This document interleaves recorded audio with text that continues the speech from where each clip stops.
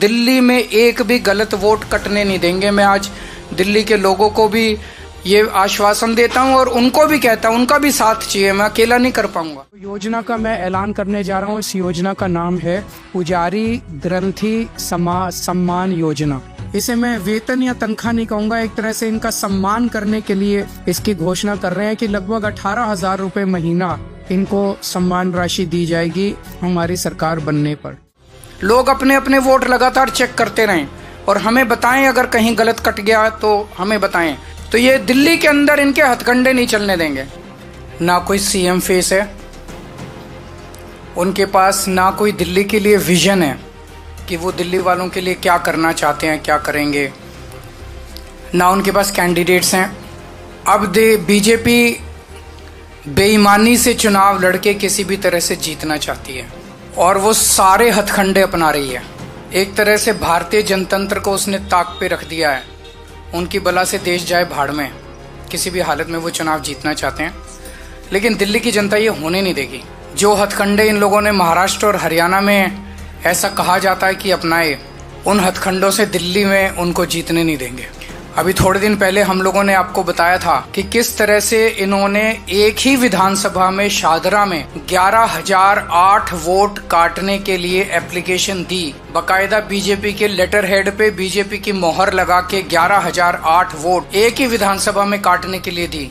वो विधानसभा पिछली बार हम 5,000 वोट से जीते थे। अगर ये 11,000 वोट कट जाते तो जीतने के कोई चांस ही नहीं थे, लेकिन ये पकड़ में आ गए, रंगे हाथों पकड़े गए और उसके बाद वो 11,000 वोटर डिलीशन जो है वो नहीं हो पाए। चुनाव आयोग के नीचे के अधिकारी उनके ऊपर डिलीशन पे काम भी करना चालू कर दिया था, लेकिन हम चीफ इलेक्शन कमिश्नर साहब का शुक्रिया अदा करना चाहते हैं कि उनके इंटरवेंशन से ये रुक गया और उसके बाद फिर ये 11,000 डिलीशन नहीं हो पाए। आज मैं अपनी विधानसभा के कुछ डेटा आपके सामने रख रहा हूँ। नई दिल्ली विधानसभा के, नई दिल्ली विधानसभा का इनका ऑपरेशन लोटस 15 दिसंबर से चालू हुआ है। 15 दिसंबर से आज तक यानी कि 15 दिन में इन्होंने लगभग 5,000 एप्लीकेशन डिलीशन की डाली है। 5,000 वोटर्स डिलीट करने की एप्लीकेशन 15 दिन में डाली है और लगभग 7,500 एप्लीकेशन इन्होंने एडिशन की डाली है।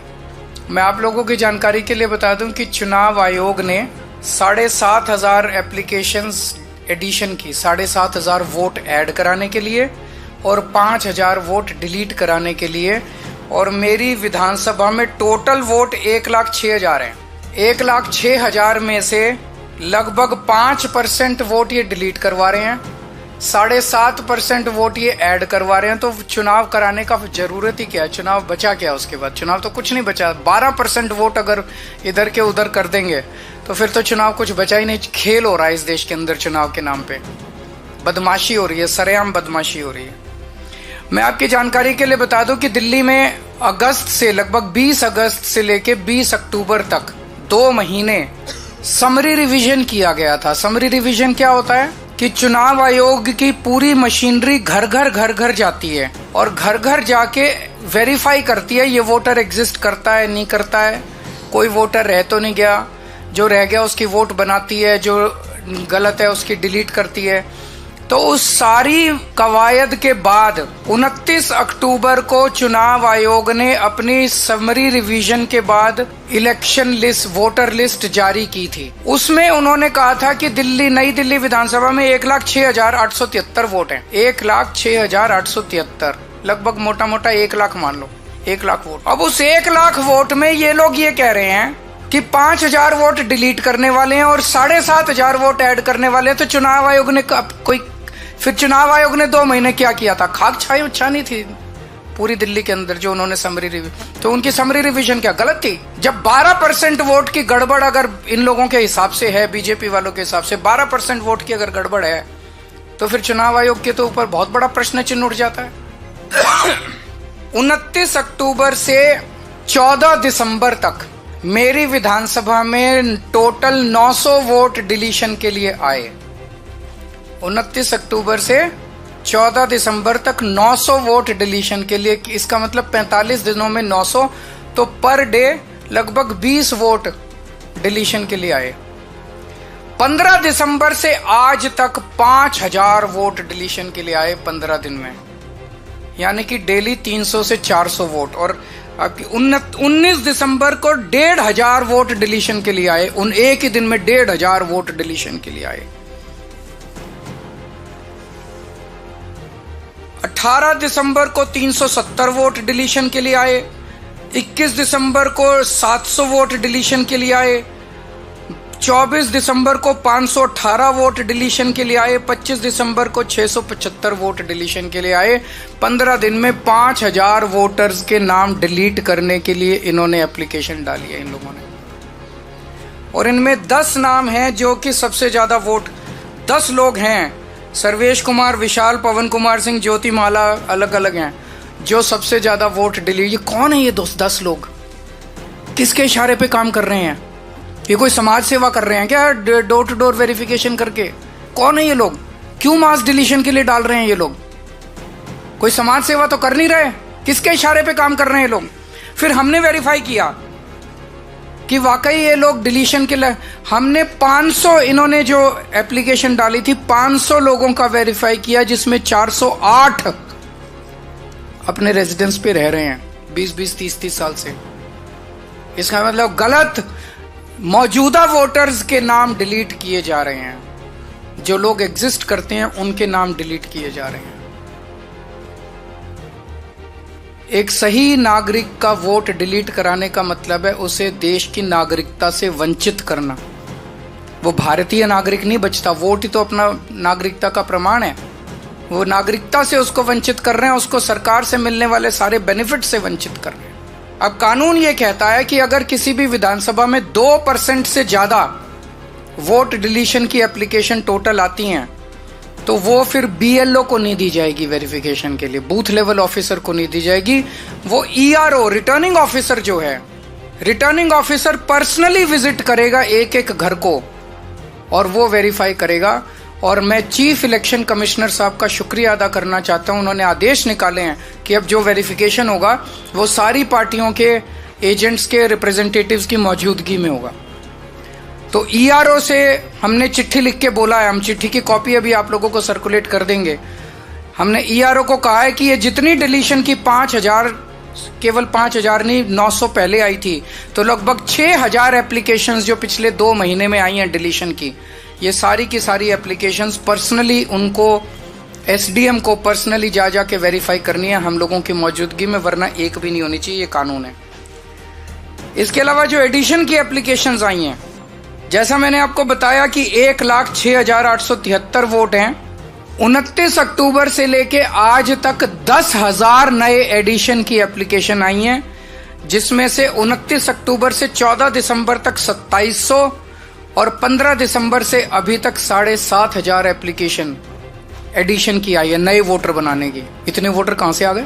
जब इलेक्शन कमीशन 2 महीने तक उन्होंने डोर टू डोर करके सारी वेरिफिकेशन करी थी, तो 10,000 नए, 10% नए वोटर कहां से आ गए? नई दिल्ली विधानसभा में एकदम से 15 दिन में नए 10,000 वोटर कहां से आ गए? तो जाहिर तौर पे ये हरियाणा के मुंडका से लेके आएंगे, जहां पे इनका वो है। ये सारे बाहर से ला के और ये फर्जी वोट डलवाने का पूरा इन्होंने प्लान बनाया हुआ है।